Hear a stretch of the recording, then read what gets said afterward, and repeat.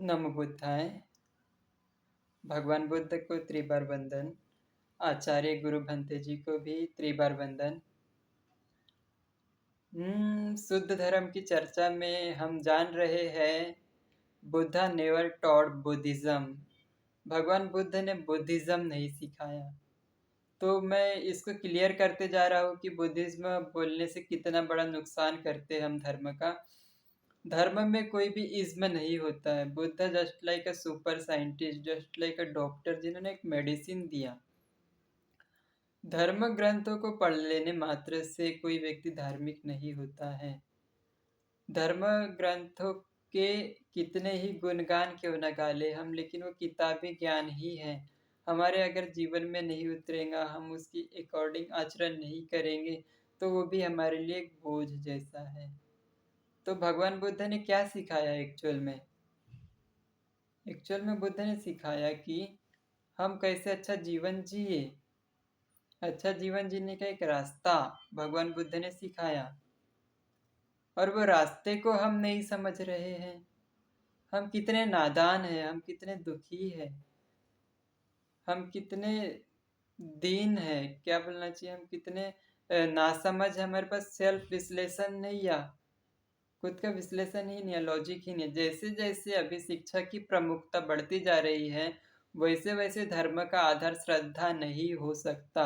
धर्म का आधार श्रद्धा नहीं हो सकता। धर्म का आधार ज्ञान होना पड़ेगा, विश्लेषण होना पड़ेगा, लॉजिक होना पड़ेगा। हम लेकिन देखते हैं कि हम भी बुद्ध के नाम से श्रद्धा में इतने पागल होते जा रहे हैं कि रियल श्रद्धा क्या है। रियल श्रद्धा वही है, अनुभव और श्रद्धा एक ही सिक्के के दो पहलू है। जितना जितना धर्म में अनुभव होते जाएगा आपको, उतना ही आपके अंदर से श्रद्धा आएंगी।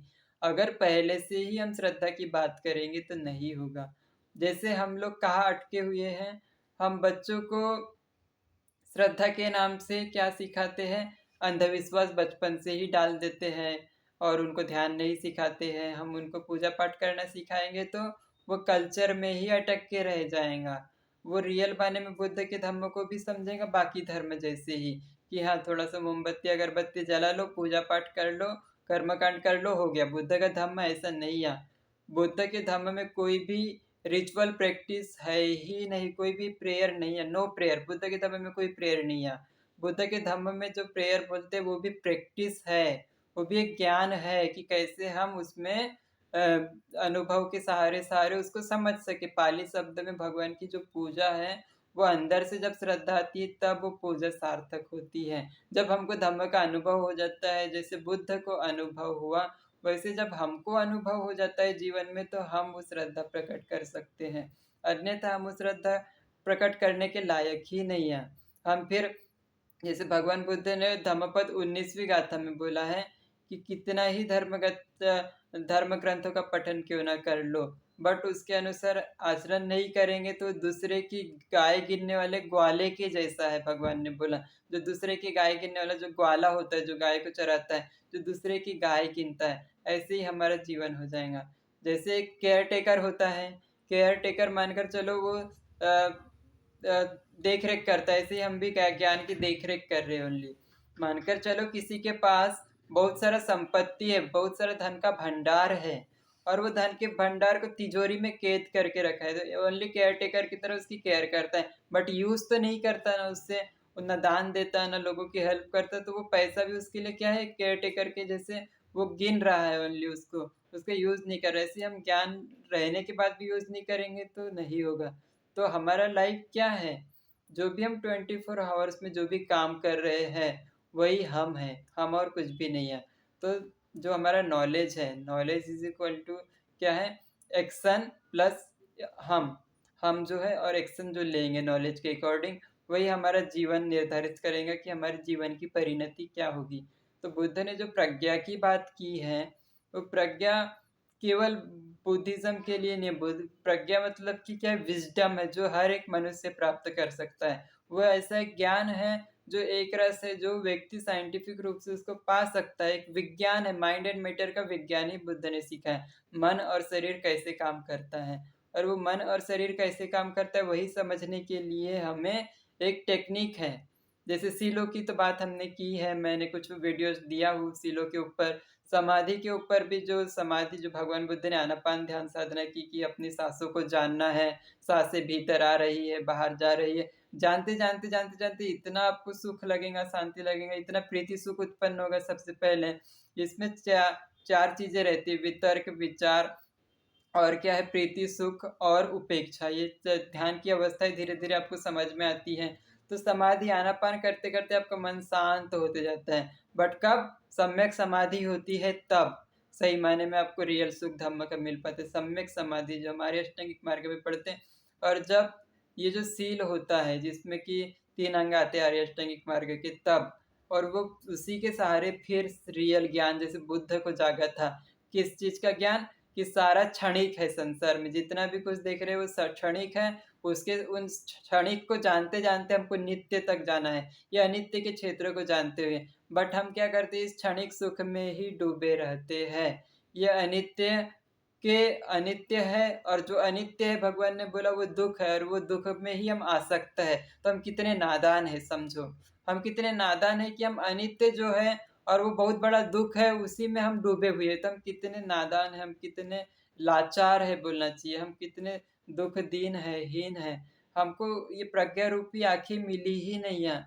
हमारे पास प्रज्ञा रूपी आँखें नहीं होने से हम सीलों का भी ओनली पाठन करते हैं। पानातिपाता वेरमणि, यदिन्नदान वेरमणि, कामेषुमिच्छाचार वेरमणि, और बहुत जगह तो ये सूरा मेरे मज्ज पमादठन वेरमणि ये बोल रहे हैं, सूरा मेरे मज्ज पमादठन, पर जान रहे नहीं है। और इतनी प्रमादकारी वस्तुओं का सेवन कर रहे हैं, इतने नशे पत्ते का मादक पदार्थों का सेवन कर रहे हैं हम लोग, और बाकी सीलों को भी तोड़ दे रहे हैं। तो कारण क्या है कि हम जानते ही नहीं, हम बेहोशी में जीवन जी रहे हैं, और बेहोशी में जीवन जीने से हम मंत्र उच्चारण कर रहे हैं, धर्म पठन कर रहे हैं। धर्म पठन कल्याण है, ऐसा नहीं बुरा है, बट धर्म श्रवण भी कर रहे, वो भी कल्याणप्रद है। लेकिन धर्म पालन करते ही नहीं आ रहा है हमको, धर्म पालन करते ही नहीं आ रहा है शुद्ध रूप से। और मैंने जैसे बोला था कि हम कितना ही रिचुअल प्रैक्टिस क्यों ना करें, कितना ही बुद्ध के प्रति श्रद्धा क्यों ना प्रकट करें, वो बाकी धर्मों की तरह एक संप्रदाय बनकर ही रह जाएंगे। अगर साइंटिफिक रूप से फॉलो नहीं करेंगे, हम खुद अनुभव नहीं करेंगे कि हमारे राग द्वेष मोह जड़ों तक, जिसे अनुसय क्लेश बोला है, चित्त धारा के साथ सने सने वो चिपके हुए चलते हैं राग द्वेष, वो अगर खत्म नहीं हो रहे तो हमें कभी भी श्रोतापत्ति फल भी नहीं मिल सकता है। हम कभी मुक्त ही नहीं हो सकते, क्योंकि हमने कभी अनुसय क्लेश को बाहर निकालने का काम ही नहीं किया है। अनुसय क्लेश को कब बाहर निकालेंगे? जबकि ऊपर के मन को हम क्या है, छोड़ेंगे, और अंतर मन जो संवेदनाओं के आधार पर काम करेंगे, तभी वो अनुसय क्लेश निकलेंगे। बट हम क्या करते हैं, सुबह से हम वंदना कर लेते हैं, सुबह से हम पूजा पाठ कर लेते हैं, परित्राण भी कर लेते हैं आजकल तो। और आजकल तो इतना भी अंधविश्वास फैल रहा है धीरे धीरे, उसकी बात करूंगा मैं। कई लोग तो पूजा पाठ में इतने बिजी है कि यहाँ तक ये भी बोलते हैं कि हमारे आंग में बुद्ध बाबा साहेब आ जाते हैं कभी कभी। तो अब इन मूर्खों को क्या बोलेंगे हम लोग? तो ऐसे मूर्खों को मूर्ख ही बोलना चाहिए। क्यों? क्योंकि मूर्ख भी नहीं बोलना चाहिए।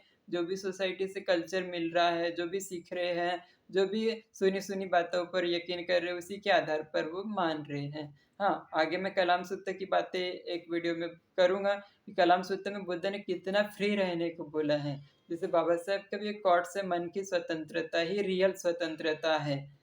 The freedom of mind is the real freedom, Baba Saheb का कहना है। आपका मन स्वतंत्र होना चाहिए, फ्रीली हर इस चीज़ में क्वेश्चन करते आना चाहिए। भगवान बुद्ध के धम्म में तो क्वेश्चन पहला कदम है, आपको प्रश्न उठना चाहिए, आपको संदेह आना चाहिए। श्रद्धा मेन नहीं है पहले, भगवान के धर्म में क्या मेन है पहले? संदेह, डाउट, क्वेश्चन करो, आप अलग-अलग तरीके के क्वेश्चन करो। और मेरी तरफ से तो ये है कि मैं भगवान बुद्ध से भी क्वेश्चन करने को, भगवान बुद्ध ने बोला अगर मैं भी मुक्ति के मार्ग में, अगर मैं भी सामने आता हूँ तो मुझे भी नहीं छोड़ना है। मुक्ति के मार्ग में कोई भी सामने है, आपकी मुक्ति आपके हाथ में है, आप अपने मालिक स्वयं हैं। आप अपने मालिक स्वयं है, तो यहाँ पर बुद्ध भी कुछ नहीं है आपके सामने। आप खुद इतनी क्षमता रखते हैं, इतनी पावर रखते हैं, इतनी शक्ति रखते हैं कि आप स्वयं बुद्ध हो सकते, कोई बुद्ध आपको बुद्ध नहीं बना सकता। और बहुत लोगों का यहाँ ये संदेह रहता है कि भगवान के समय में लोग प्रवचन सुनते सुनते श्रोतापन्न हो गए, तो ये बिल्कुल भी रॉन्ग है। भगवान बुद्ध के समय में परिपक्व साधक हुआ करते थे, और बहुत जन्मों से विपश्यना का अभ्यास करते आ रहे थे। इस कारण से जब भगवान का प्रवचन सुनते थे वो लोग, तो सुनते सुनते उनके अंदर अनित्य बोध जाग जाता था, पूरी धारा प्रवाह मिल जाती थी उनको, और वो अनित्य बोध देखते देखते वो क्या श्रोतापत्ति फल को प्राप्त हो जाते थे।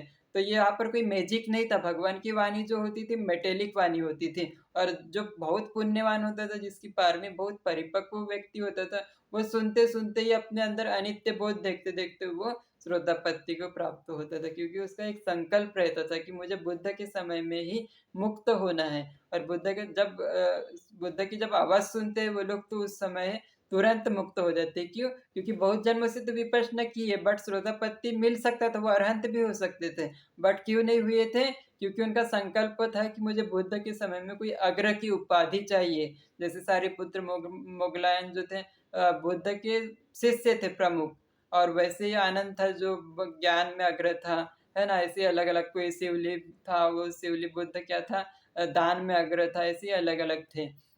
जैसे प्रज्ञा में अग्र थे हमारे सारिपुत्र भंते, और जो रिद्धि सिद्धि में अग्र है मुगलान, ऐसे अलग अलग अग्र की उपाधि के लिए वो अपनी मुक्ति का त्याग करते थे। और बुद्ध के समय में ओनली देशना से कुछ शब्द सुनते हुए ही वो मुक्त हो जाते थे। जैसे सारिपुत्र भंते जी जो थे, उन्होंने केवल इतना ही सुना था धम्म में, यो धम्मा हेतुपभवा, ऐसी एक गाथा है जो अस्सा जी जो है अश्वजीत भंते जी, उन्होंने ये गाथा बोली थी, यो धम्मा हेतुपभवा तेसंग हेतुं तथागतो आह, तेसंचा यो निरोधो एवं वादी महासमणो। बुद्ध का कथन है, यो धम्मा हेतुपभव, जो धर्म कारण से उत्पन्न होता है, वो उसका कारण तथागत बताते हैं, और उसका निवारण जो है वो तथागत बताते हैं। यही महाश्रमण का कथन है, यही बुद्ध का कथन है। सब अस्सा जी ने सारिपुत्र को बताया। तो सारिपुत्र ने सुनते सुनते, सारिपुत्र का पहले नाम था उपतिस्स, उपतिस्स को बताया, तो उपतिस्स सुन के ही क्या हो गया, श्रोतापत्ति फल को प्राप्त हो गया था। और मोगलायन कैसे हुआ था? सारिपुत्र ने जब मोगलायन को बताया कि बुद्ध का कथन ऐसा है, तो ये सुनते सुनते मोगलायन भी मुक्त हो जाता है, श्रोतापत्ति फल को प्राप्त होता है। तो ये कोई मैजिक नहीं होता है, मैजिक कारण है उसके पीछे। और बुद्ध कार्य कारण को ही समझाते, कॉज एंड इफेक्ट, और entire universe is just cause and effect, और एक लॉ ऑफ नेचर ही है इसमें वर्क कर रहा है जो। और लॉ ऑफ नेचर को नहीं जानने से हम वहाँ पर चमत्कार समझते हैं, इवन दुनिया में कोई चमत्कार होता ही नहीं है। तो बुद्ध के धम्म में तो इतना विज्ञान बोलते, फिर भी हम चमत्कार के पीछे जाते हैं, पूजा पाठ के पीछे जाते हैं, और इतने अंधविश्वास में डूब जाते हैं कि पता नहीं।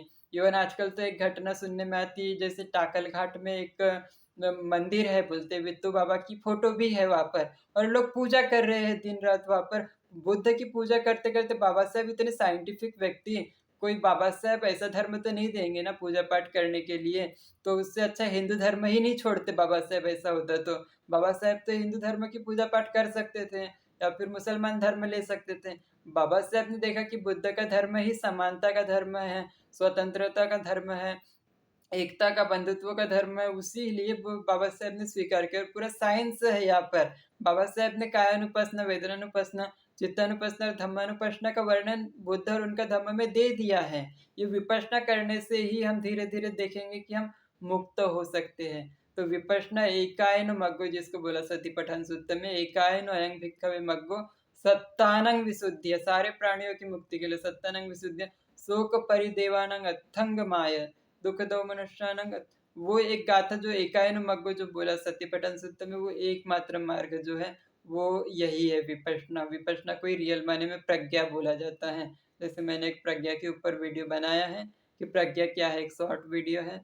वो प्रज्ञा क्या है? हमारा खुद का ज्ञान, अनुभव वाला ज्ञान, वही रियल प्रज्ञा हमारी पारमिता बनती है। कितना ही ग्रंथों का पठन क्यों ना कर लो, बाय हियरिंग बाय रीडिंग वाला ज्ञान, वो क्या है? श्रुतमय प्रज्ञा है ओनली। और श्रुतमय प्रज्ञा हमको प्रेरणा देती है, और उस पर चिंतन मनन करें तो वो भी प्रेरणा देता है। बट हमारा रियल कल्याण किससे होता है? जब वो जो सुना है, जिस पर चिंतन मनन किया है, उसको डायरेक्टली हम अनुभव करेंगे, तो रियल श्रद्धा प्राप्त होगी। नहीं तो श्रद्धा अभी तक आई ही नहीं, प्राप्त ही नहीं होगी। तो आई होप आपको समझ में आ रहा होगा कि प्रज्ञा क्या होता है, और कैसे हम जीवन में इसका आचरण कर सकते हैं। तो प्रज्ञा का दूसरा नाम ही, जैसे मैंने बोला था, विपश्यना साधना है। पश्यना मतलब देखना, नित्य दुख अनात्मा को देखना है, वो प्रज्ञा है। और वही विपश्यना है। और वो विपश्यना को समझने के लिए हमारे पास आर्य अष्टांगिक मार्ग का पूरा कदम प्रैक्टिकल एस्पेक्ट जो लैब में जैसे हम प्रैक्टिकल करते हैं, उसके लिए 10 डेज़ हमको जॉइन करना होता है। और जिन्होंने 10 डेज़ विपश्यना नहीं किया, वो कोई हकदार नहीं है कि विपश्यना का विरोध करे। विपश्यना का विरोध करने से पहले आपको 10 दिन का शिविर करना होगा, और 10 दिन के शिविर करने के बाद आपको लगता है कि विपश्यना गलत है, तो आपको फिर क्या है, इसके ऊपर एक्शन लेना चाहिए और फिर डायरेक्टली विपश्यना सेंटर्स को बंद करवाना चाहिए। तो मैं आपसे समाज से ये गुजारिश करता हूँ कि जितने भी समाज के लीडर लोग हैं, उन लोगों को आगे आकर के ये विपश्यना का अभ्यास करना चाहिए, और विपश्यना करने के बाद आपको अपना निर्णय लेना चाहिए। तो यहीं पर मैं अपनी वाणी को विराम देता हूँ कि आपको एक समाज को बदलना है तो अपने आप को पहले बदलना होगा। जो समाज को सुधारने चले गए और खुद में बदलाव नहीं आया, तो वो कभी भी समाज को नहीं बदल सकते हैं। तो मेरा प्रवचन आपको थोड़ा-सा भी प्रेरणादायक लगा हो, तो इसको ज़्यादा से ज़्यादा प्रमोट करने की कोशिश करें और अपने जीवन में उतारने का प्रयास करें। और ज़्यादा से ज़्यादा अपने जीवन में शील समाधि प्रज्ञा का अभ्यास करने के लिए पहले सीख कर आए। ग्रेजुअल ट्रेनिंग में आप दान कथा, शील कथा, सग कथा जो विपश्यना में सीखेंगे अब, तो वो कैसे सीखना है वो आपको एक मार्ग मिलेगा। तो आपको विपश्यना करने से ही होगा, अन्यथा आप जीवन में कभी भी सुधार नहीं देखेंगे। आपके राग, द्वेष, मोह, क्रोध, लोभ, लालच यही रहेंगे। जबकि बाबा साहेब की लड़ाई ऐसी नहीं थी। बाबा साहेब की लड़ाई तो ऐसी ही थी बुद्ध की जैसी कि दुश्मन कभी दुश्मनी से ख़त्म नहीं होता है। दुश्मन प्रेम से ख़त्म होता है, और वो प्रेम, रियल प्रेम आपके अंदर ही है। आपके मन का ही प्रतिबिंब है। जो भी आप बाहर देखते हो आपके मन का प्रतिबिंब है, और आपके मन के द्वारा सारी चीज़ें बदली जा सकती है। तो आप तैयार हैं अगर, तो आपके साथ बहुत सारी अदृश्य शक्तियाँ भी आपको मदद करेंगी। अगर आप रेडी हैं, तो आपको विपश्यना ज्वाइन करना ही चाहिए। आप सबका मंगल हो, सबका कल्याण हो, सभी सुखी हो, सभी स्वस्थ हो, सारे प्राणी सुखी हो और इस धर्म का लाभ उठाएँ, इस धम्म श्रवण का लाभ उठाएँ। सबका मंगल हो, सबका मंगल हो।